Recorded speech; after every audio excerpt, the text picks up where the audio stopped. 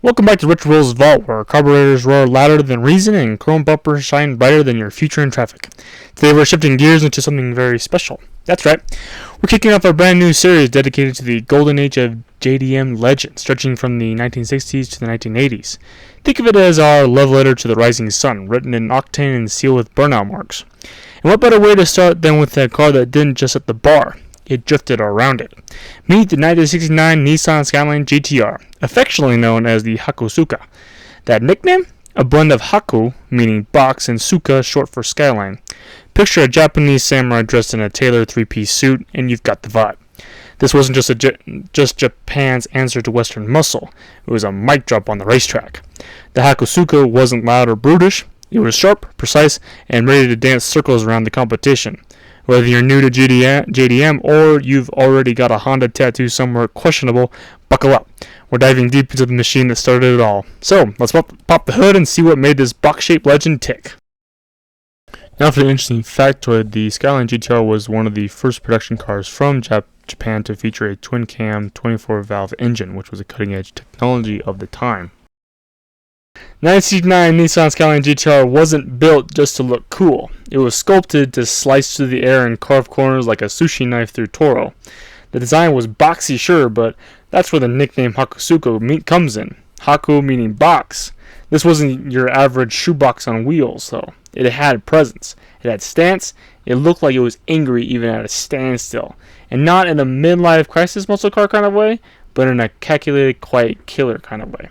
Nissan designers didn't drown the GTR in chrome or oversized badges. Instead, they gave it clean lines, purposeful curves, and just enough aggression to let you know it meant business. The flared fenders weren't just for show. They made room for wider tires and hinted at the car's track-focused soul. Lightweight body panels helped keep the weight down to around 2,500 pounds, which in performance terms made the Hakosuka more hummingbird than hippo. Even the rear spoiler wasn't for flash. It was there to keep the tail planted at speed. So while it might not have had the flash of a Vet or a GTO, the Hakosuka's design whispered one thing: catch me if you can. Under the hood, the 1969 Nissan Skyline GTR beats the heart of a samurai. Refined, disciplined, but ready to strike. The 2.0-liter S20 inline-6 engine wasn't just any power plant. It was derived from the Prince R380 race car, essentially giving this street machine a racing pedigree and a tailored suit.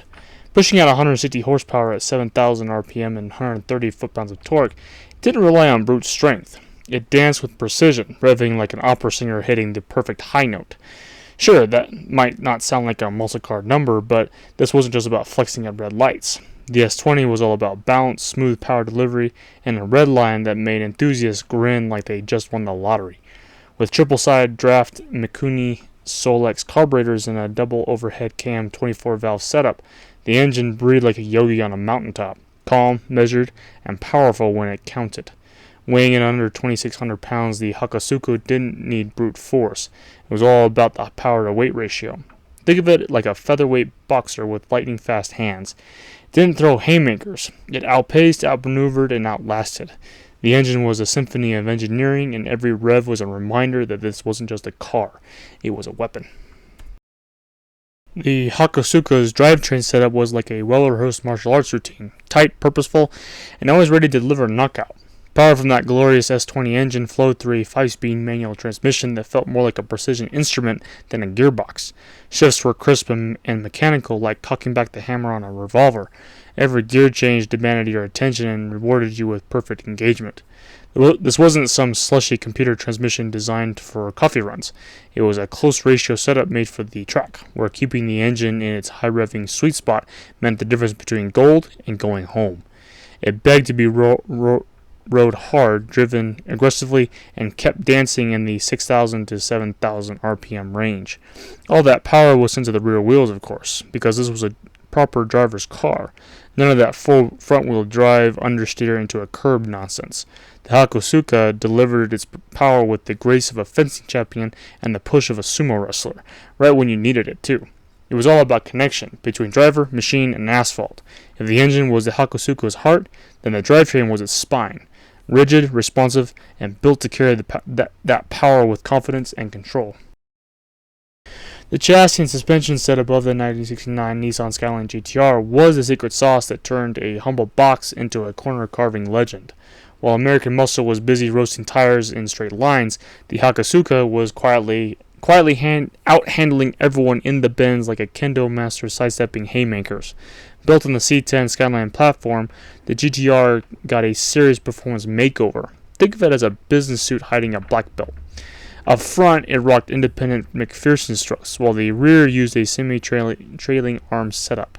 It may not sound flashy today, but back then it was cutting-edge tech that made the car stick to corners like soy sauce on rice. That ride was firm, but not kidney punishing, and it communicated with the road like it was whispering secrets to the steering wheel. What really made it shine was the balance. The Hakosuka wasn't just stiff for the sake of performance, it was tuned. Every bump and curve felt like part of the conversation between car and driver. It cornered flat, responded instantly, and danced on the edge of grip with the poise of a ballerina in racing boots. It didn't just drive, it moved with purpose. It was a chassis with attitude and a suspension to match. Step inside the 1969 Nissan Skyline GT R, and you'll find a cabin that's more functional than fluff.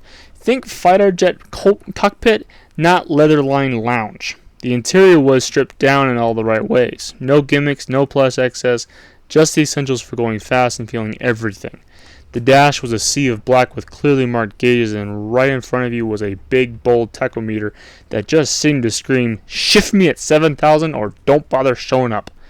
The bucket seats were snug but supportive, like getting a firm handshake from an old racing buddy. They weren't made for comfort during long drives to the beach, they were made for holding you in place while attacking tight corners and chasing lap times.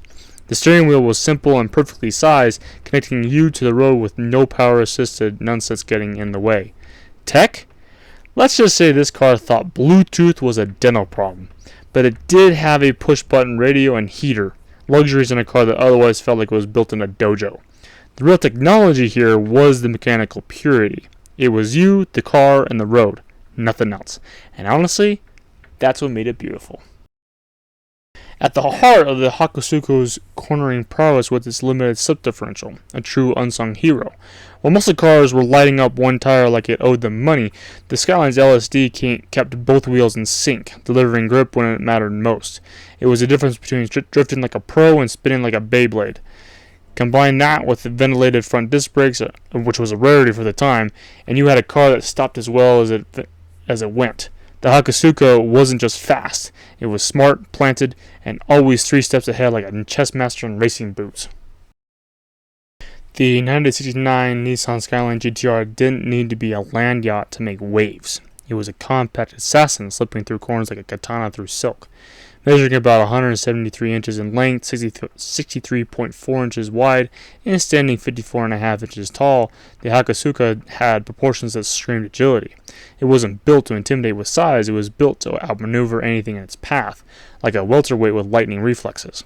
Its 98.8-inch wheelbase gave it just the right amount of stability without sacrificing cornering sharpness. This wasn't some long, lazy cruiser.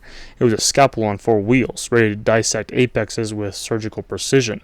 At a lean 2,469 pounds curb weight, the GTR was practically feather light, especially compared to the muscle-bound American machines of the era that had more in common with freight trains than finesse.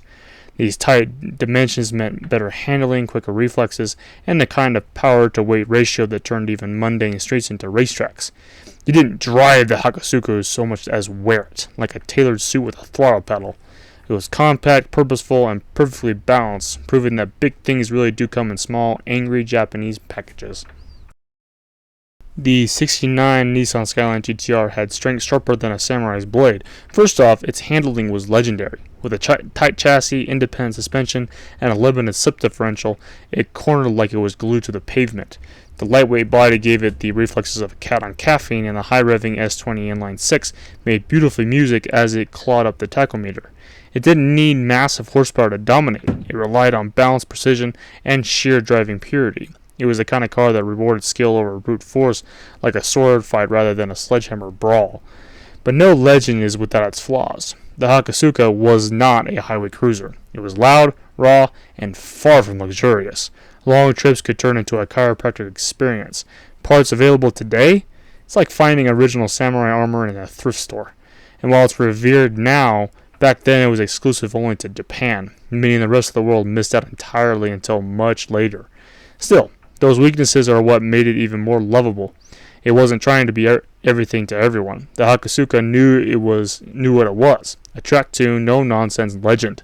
And if you could handle its quirks, it gave you driving perfection. And there you have it. The 1969 Nissan Skyline GT R, the Hakosuka, or a car that didn't just leave rubber on the road, but a legacy in the books. This wasn't some muscle-bound brute showing off at stoplights. No. This was a precision blade, quiet, confident, and deadly fast in the right hands. It brought balance to the performance world like a gearhead Jedi, offering driving purity that made every corner feel like a dance and every rev like a war cry. Now we want to hear from you. What do you think of the Hakosuka? Is it the greatest JDM icon of all time, or just one piece in a much larger puzzle of Japanese automotive history? Drop your thoughts in the comments. We love hearing your take, whether you're a diehard GTR fan or just cruising through. If you enjoyed this video and want more of this new JDM series, make sure to smash that like button like it's a mischief, and subscribe so you don't miss the next legend we roll out of the vault. Because here at RetroWheelsVault, we're all about the machines that made history, whether they roared in Detroit or whispered from Tokyo with intent.